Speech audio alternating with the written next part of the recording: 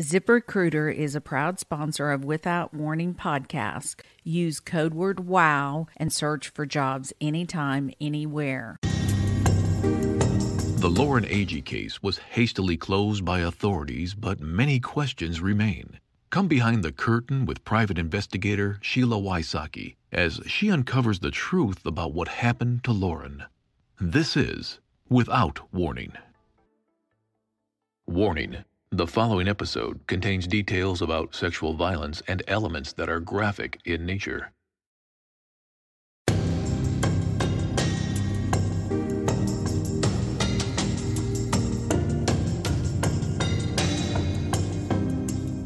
Hannah Palmer has been the most interesting person for me to look into during this case. I have learned so much about her from many different people. Last week, you heard the rest of my interview with her before Erin Lilly walked in.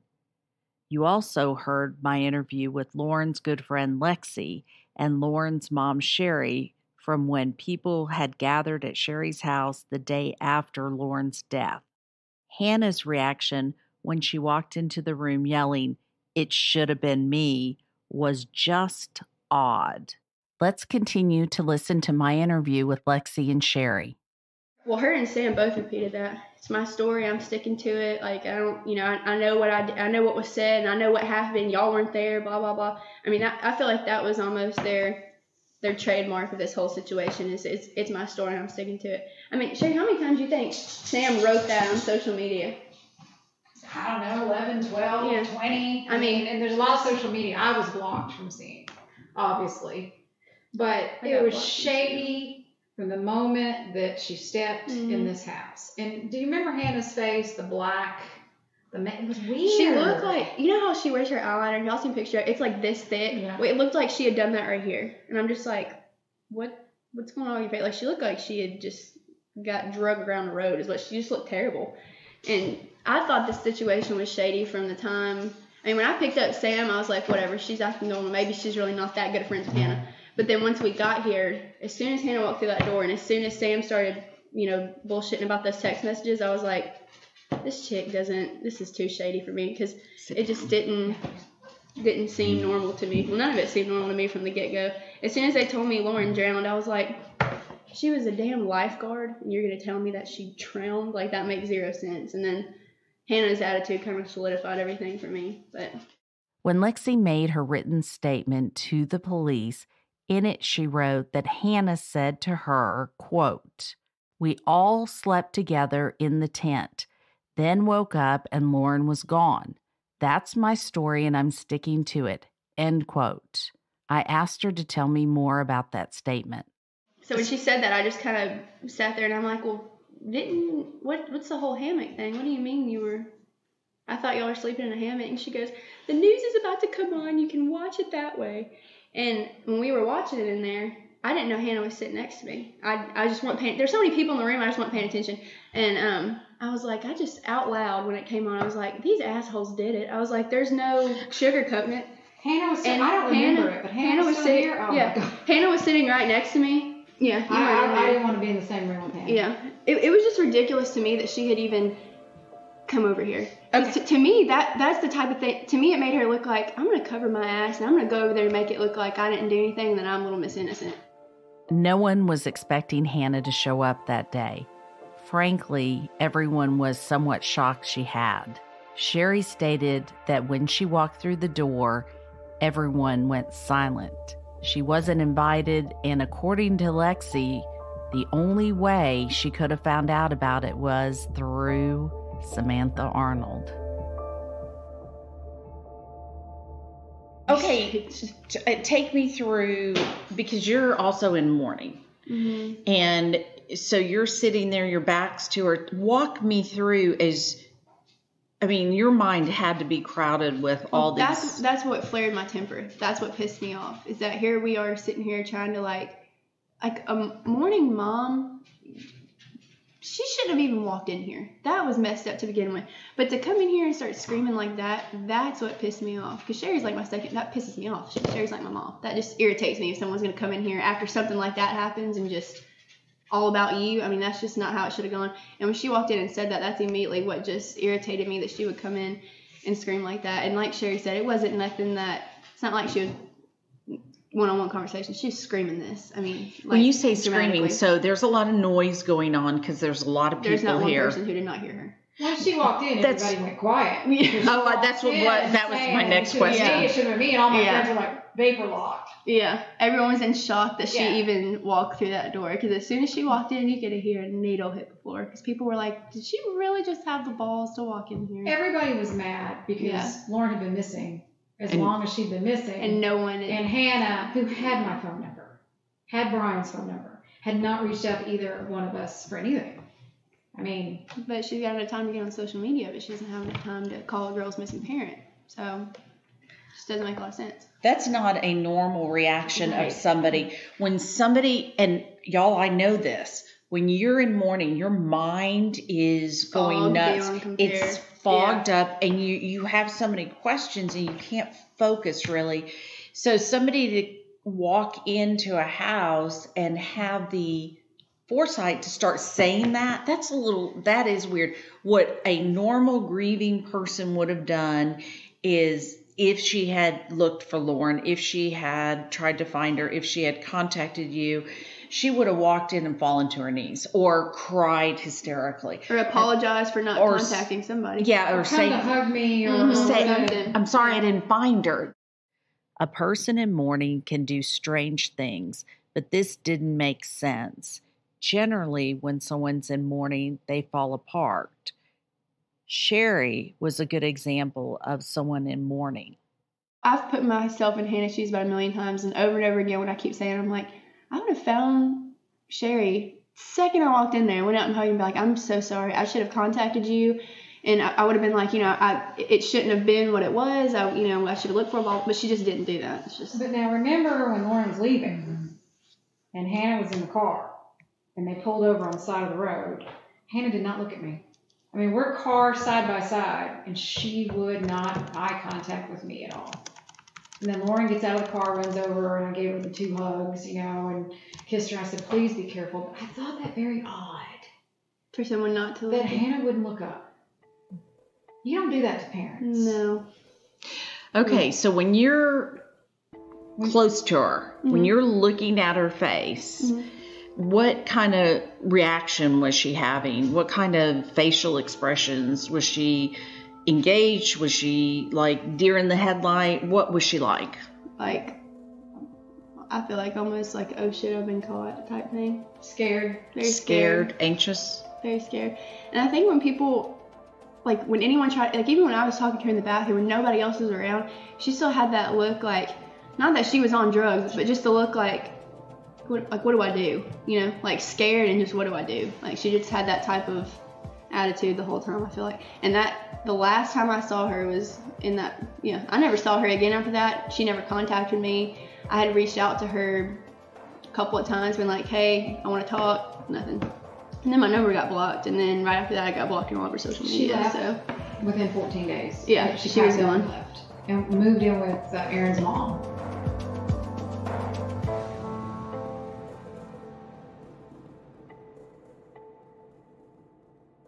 Well, I'm the father. My name is Brian A.G. We didn't have any answers. We didn't know. This is less than 24 hours later. I called Hannah, spoke with Hannah. She immediately went to her apartment and breached her lease and moved back home. Brian said after Lauren's death, Hannah broke her lease and moved in with her parents. And I thought that was a little odd. I'm like, well, why would you, unless you were just that devastated over her death or the accident, and did not know what to do. So when she was, apologizing to me, I'm so sorry, I'm this, that, and other. I said, well, look, come over. And she's like, I don't know that I should. I said, of course you should, Hannah. You were with her. And so what we did is let her come over. And I asked her to come over. I told Sherry she was coming over. Sherry wasn't about it. And I said, why? She was with Taylor. Now remember, Brian calls Lauren Taylor. So there were some differences.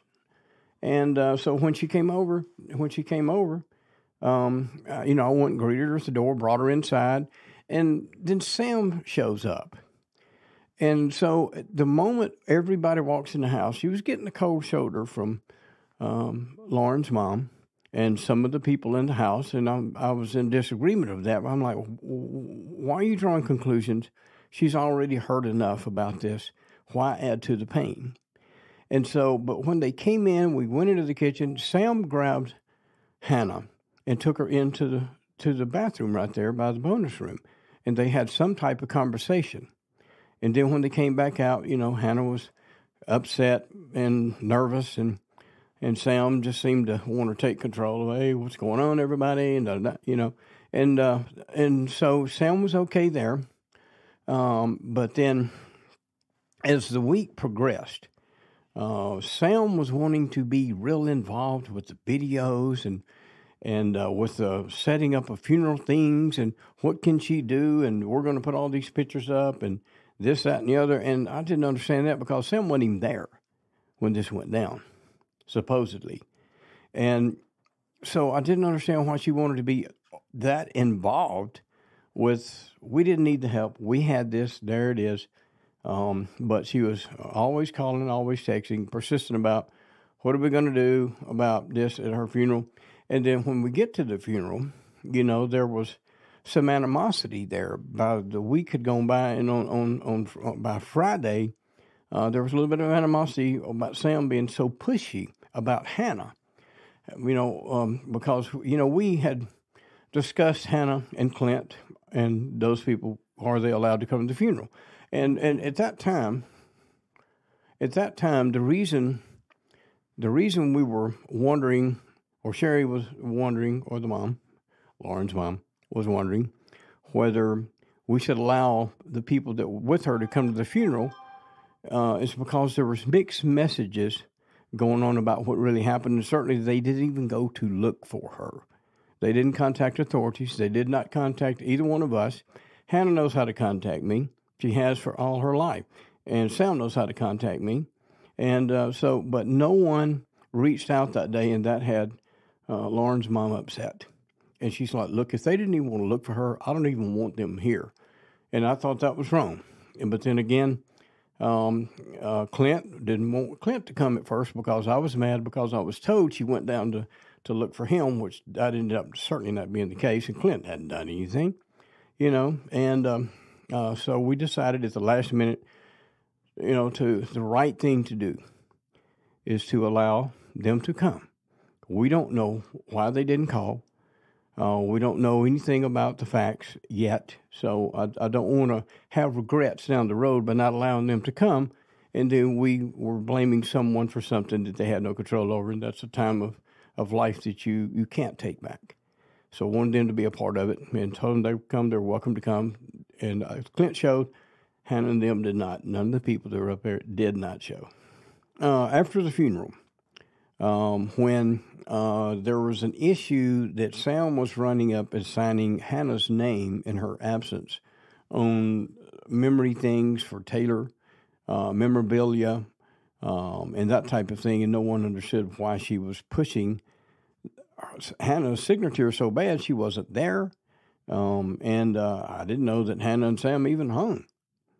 After the funeral, then of course, things were just not adding up. Clothes didn't come back. Items didn't come back that Sherry sent. Sherry knew every centimeter of her wardrobe. I don't care if it's earrings, rings. Sherry bought it. Sherry knew what it was, and took her shopping and bought things when she wasn't around, so she would have them. And then things started not adding up. And about the first week after the funeral, me and a friend of hers, Tori, and another best friend in the world, Amber Ortiz, we started hanging out and just comparing notes and making phone calls and that type of thing for about the next week or two. Well, then Sam wasn't included. And certainly after the kind of a confrontation at the funeral where she, was so forceful about Hannah, it just got to the point where I said, leave this alone. And so when she found out she wasn't included with all of this is where she started, next thing we know, and we're trying to look at Hannah and Aaron about why did they not do this? There were questions coming up. And then that's when she went and sided with Hannah because they're like, oh, they're going to try to blame us. Are you going to try to blame Hannah? Are you kidding me? Are y'all crazy? What kind of people are y'all? This is an accident. I mean, then she started trying to categorize Taylor. She's a party animal. She drank. She did this. She did that. So it's just an accident. Just accept what it was. She probably went to use the bathroom and she fell. But you can't handle that.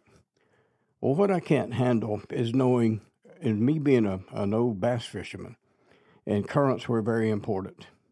Knowing what the dams are doing, very important. Sportsman all my life, duck hunting, you name it.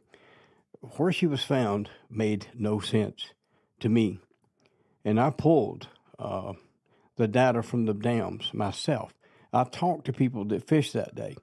And those people were having to use their trolling motors to stay in one place if they were trying to fish cast up against the bank because the current was being pulled so hard. You couldn't stay in one place unless you had a little bit of a trolling motor going. So, things in my head started clicking. I'm like, okay, she could not have been there. Something's wrong. I finally told Sam, I said, something's wrong, man. Something's wrong with this picture because nothing's wrong with this picture. You guys just don't want to accept that, your daughter was drinking and she messed up and she died. And I was like, so you got to be kidding me, Sam. I mean, so at that point is when Sherry started getting in on some of the rebuttal and then and the text and the phone calls and the Facebook stuff. And then all of a sudden we started seeing things on there demeaning Taylor and trashing the family about who do we think we are, wanting answers.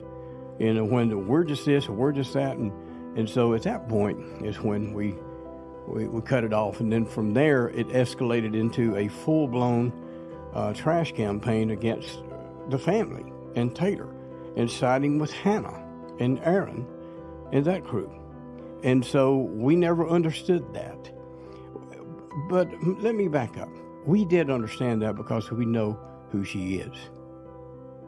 And we absolutely know who she is. And where she's going to get the most attention and the most pats on the back, that's where she's going to gravitate to. And I guess she thought she was being the hero to show that, oh, I've got your back, Hannah, I've got your back, Hannah. I'm not going to let them talk like this about you. And from there forward, in this entire investigation, I've just never...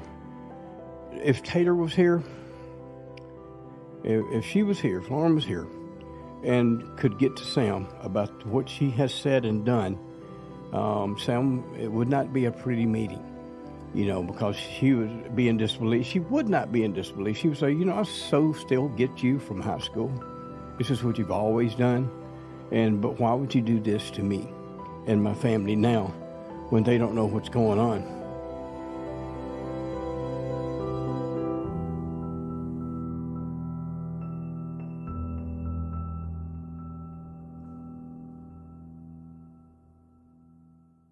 Through my process of trying to figure out who Hannah was, I wanted to interview as many people as I could that had very close relationships with her.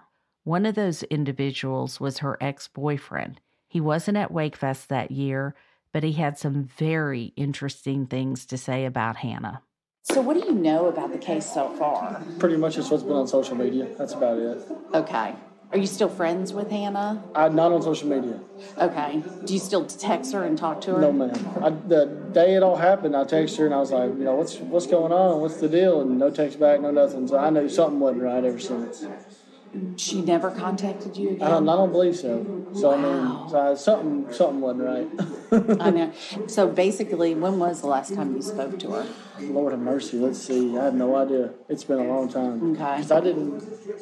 Let's see. Because me and her split before Clint and Lauren ever broke up. And they dated a little while after we did. They continued dating. But I'm not, to be honest, I have no idea. Okay. It's been a long time. Okay. After you dated Hannah, where did she go? Who did she start dating? I have no idea. So we just kind of just split ways and called it quits, you know. Okay. We couldn't get along. If I remember correctly, we couldn't get along. But it's been so long, I honestly don't know. Okay. Last night I was like, you know, I need to think about all this in case she asked me, but it's been so long, I don't really know. Okay. All right. I was just wondering because I know that Evan said that you lived with Clint while he was dating Lauren, and Hannah was your girlfriend. Yep. Okay. So tell me the dynamics of that. What do you mean? Tell me, how did Lauren and Hannah get along? Did they get along? From what I saw, they got along great. You know, you would never expect anything like that to happen, but just, I don't know. It seems weird to me. If that's your best friend, you know, you would talk. You know, you'd say something. If your best friend's like where we all thought they were, you know, it wouldn't be like this. Well, now, would you have called somebody if you woke up and didn't see? Exactly. I mean, if I woke up and Clint was gone, I'd be calling his phone and I'd give him a couple hours. You know, maybe he was with another girl, you know, but he'd come back, you know, he'd show up. But after so many hours, you know, you'd start worrying. You'd start calling somebody, call his mama or something, you know. Like, hey, we can't find Clint. Have you heard from him? Right. But obviously, they never did that. No. So, do you think that Hannah was jealous of Lauren? I don't think so. Was Lauren jealous of Hannah? I don't think so. Okay. I don't. In my opinion, I don't think so. Were they good together? I mean, like fun? We always had a great time, you know, going out. So I mean, I always thought so. Okay. And they were always about a good time, you know. So I always figured, yes. That's why when they said this, and I was like, Hannah's not talking. That just seems odd to me, you know. I mean, your best friend, you would be saying something, right, one way or the other. So Lauren had nothing bad to say about Hannah. Hannah had nothing bad to say about Lauren. Probably, yeah, they probably could because they've known each other for so long. But as far as I know, no. You know? Okay, good to know. So, was Hannah a good girlfriend to you, do you think? I think so. Okay. She didn't cheat on you or anything? Not that I know of, but from what's portrayed now, who knows? The way I look at it, there's no telling what went on. When you were dating Hannah, they kept a good relationship then? Yes. Did you guys go out on dates together? Yes, we would stay at Lauren's house all the time. You know, me and Clint both worked in Lebanon, and we would go stay at Lauren's house with Hannah and Lauren and come home at 4 or 5 in the morning and come home, shower, and go to work. You know, that happened regularly. Okay. But that's why it just seemed so weird to me that she wouldn't talk. So when you were dating, well, first of all, how'd you meet her? Hannah? Through Lauren, one night at a party. Okay.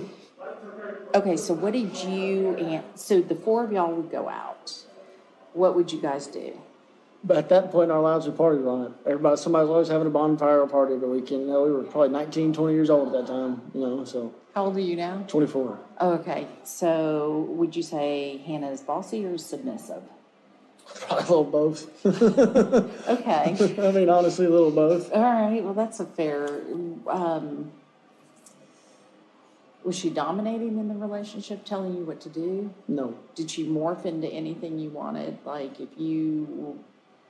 Yes, I can say that easily, yes. Okay. So if you wanted to do something, she was all on board? Yes. Pleasing to you then? Yes. Okay. I've heard that before. And then possessive. Was she possessive with you? It's been so long, you know. Honestly, I can't remember. Can't remember. That's fair. Did Hannah have a lot of friends? I assume. Only when we, you know, messed around, she was always here in Wilson County. You know, she didn't hang out with her friends in, I guess, Robertson County, that is. She didn't really. So the bonfires and stuff like that were all. We're always here. We would never go to their side of town and hang out. You know, they'd always want to be on our side and hang out. That's interesting. Do you think there was a reason? Probably to keep us separate from whoever they had, you know, on the back burners on that side of town. You know, we would never go to their side of town and hang out with anybody. That's so wild. Yep. That's really wild. It never, you know, concerned me then. You know, I didn't care. Didn't worry then. You know, now you look back and say, there's probably a reason. Yeah, it's probably a reason. So you don't know if she had other girlfriends besides Lauren then? Besides that Samantha girl and that Abby girl and, let's see. Abby, I don't know. Did you see Hannah ever get violent with a girl or guy or anything? No. Never. She was always, to me, always, you know, very, you could say you could probably get her to do whatever you wanted, you know. If she liked you and whatnot, you know, you could probably talk her into whatever you wanted. That's what makes me think they've got her under lock and key, you know, and she's gonna do what they say, when they say, when she's driving a brand new car and all that good stuff, living on the beach, you know, I'd say she's gonna say whatever they tell her to, in my opinion, because that's just not the Hannah that I know. Wow. He just said he believes they have her under a lock and key and that she'd do whatever they say. I found it very interesting, the strong opinions he had of Aaron and Chris, considering the fact that he had never met them. Do you think she's a scared person? When we dated, no. Now I'd like to think, yeah, you know, she probably would be. Mm-hmm. I think they told her that if she talks, they'll kill her. What I think. I mean, I think they've got her scared. She ain't gonna talk. But I never seen her. I never would have pictured her marrying this guy or nothing like that, you know. When we broke up, she would call me and talk about us getting married. You know, you better not get married eventually. You know, I'll come back one day or something, you know. But it was just weird stuff like that. If you recall, at the beginning of his interview, he said he hasn't talked to Hannah or heard from her, even though he reached out to her after Lauren's death. As he got more comfortable with me, he started to open up, telling me that Hannah did reach out to him after Lauren's death. Here's what he said. I want to say before they moved or right after they moved, you know, that's when she called me and we talked for probably an hour. That's when she was like, you know, I'll come back, you better not marry nobody, you know, because I will be back and all this stuff. And then all of a sudden they're engaged and married and now they got a kid. So it's like, that's weird. Did you catch that? He said Hannah called him right before or right after she moved down to Florida, telling him he had to wait for her because she still wanted to be with him. Then, all of a sudden, she was married to Aaron and having his child. So when she went to Florida, she called you? Yes. Do you think she was reaching, now that helps, do you think she was reaching out to... Which, I mean, we never talked about Lauren's for that, because I never thought she did it at first, you know. I was like, no, there's no way, you know, not the girl I knew. And then as this is played out, it's like, I don't know, I keep throwing question marks in my brain. Did she... So she was down in Florida and she didn't talk about Lauren? No, when we talked, we didn't, just because, you know, I never, like I said, I would have never pictured her to do it, you know, kind of defended her when it first happened, you know, she would never do that, you know, there's something going on. Still part of me believes that, but a part of me also says, you know, if you knew something, that's your best friend, you should have spoke up. Don't care how innocent you are now, you know, it's beyond innocent part. But I will say, whenever she called me and we talked on the phone, she was, you know, she hid in their house, wherever they were, you know, she was, you could tell her voice, she was being quiet, you know, she wasn't, you know, happy-go-lucky like us talking, you know. You could tell something wasn't right. Right. But like when she called me that time, whenever they were there, and she was wherever she was in their house, whatever. I made the joke. I was like, I ain't got his money. No reason to come back here, you know. When she called, what was your thought? You know, that was, oh, that was probably more than 2 years ago, I'd say. I don't even know. I was just astonished that she called, you know, when we talked. She first messaged me on Instagram and then sent me that picture. And I was just like, you know, that's weird. You know, not something you would do if you're, you know, moved to a whole different state with somebody. I suppose you're supposed to be in love with. How'd you leave it with Hannah when she called you? What do you mean? Like, when she was down in Florida and she called you, how'd you leave it? Like, call me back sometime? Or... Yeah, I figured she was going to call me back, but after that, we haven't spoke since. Okay. Do you think she's capable of keeping a secret that big?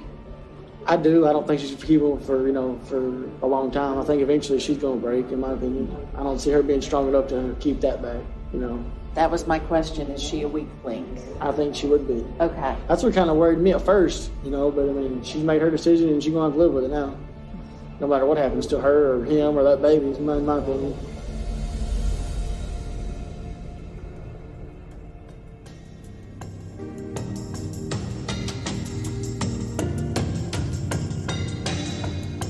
Lauren's family gives their full permission for any and all details to be shared in hope that the truth will come out.